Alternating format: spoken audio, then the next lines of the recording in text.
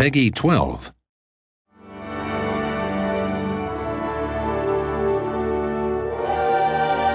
Welcome to the Spain and Inca Civilization DLC pack for Sid Meier's Civilization 5. In this walkthrough, we'll show you two of the new civilizations in this expansion and give you a sneak peek at a new scenario, Conquest of the New World. Dios bendiga a aquellos que lo merezcan. Soy Isabel de Meet España. Queen Isabella. She's back in Civilization 5 to lead the Spanish civilization.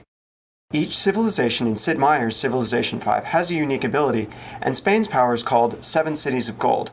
Spain gets a gold bonus for discovering a natural wonder, and this bonus is enhanced if Spain is the first civilization to find it. If you can bring the wonder into the borders of your empire, the bonus for these wonders are doubled. A good effective playstyle with Spain is to explore the world as soon and as broadly as possible, looking for new lands to settle in the remote corners and finding as many natural wonders as you can. You want to send ships and scouts out over the horizon as quickly as possible. Here we've got a game underway and we can show you some of the power of the Spanish Empire. Spain has two unique military units. The first is the Tercio, which replaces the musketman. The Tercio has a higher combat strength and gets a substantial bonus against mounted forces. But it's also more expensive to build, so don't plan to overwhelm your enemies with numbers. The Conquistador is Spain's replacement for the Knight. This unit is a strong scout for exploring new lands, and like all other mounted units, it has excellent speed. But its cool power is that it can settle new cities on a different continent than the one where the capital resides. So, if Spain is a broad and expansive empire, then the Incan civilization is a neat contrast, and we'll take a look at them now.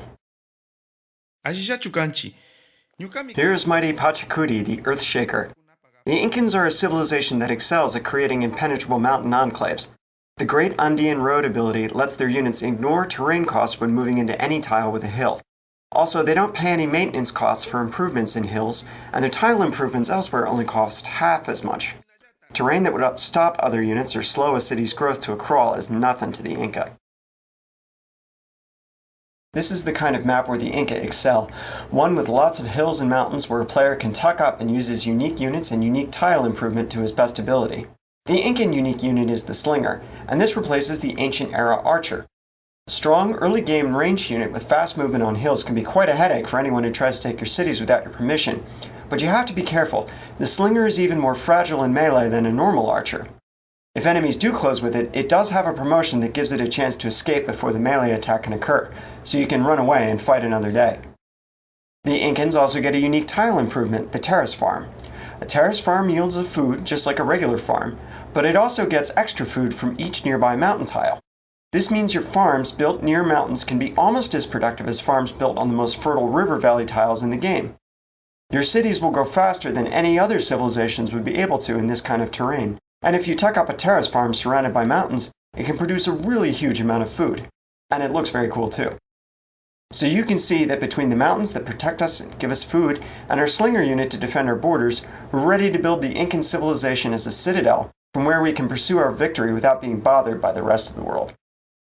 These two civilizations and 4 civs from Civilization 5 come together in a special scenario with this DLC called Conquest of the New World. You'll be able to play as either a European or native power. The object of the scenario is to be the first civilization to score victory points by finding treasure and bringing it back to your capital. You'll be able to create treasure from razing the cities of your enemies, or finding the legendary wonders of El Dorado and Potosi. Be careful though, scurvy will plague your ships until you build a navigational school, and once the piracy technology is discovered, then war is almost a certainty between the European powers. Native players will have to hold off against the onslaught of foreign invaders and the machinations of the other native civilizations too. And while all this goes on, time is ticking. You've only got 100 turns to win the scenario. Thanks for taking a look at the Spain and Inca DLC walkthrough for Sid Meier's Civilization 5. Good luck leading these civilizations on an epic journey to stand the test of time.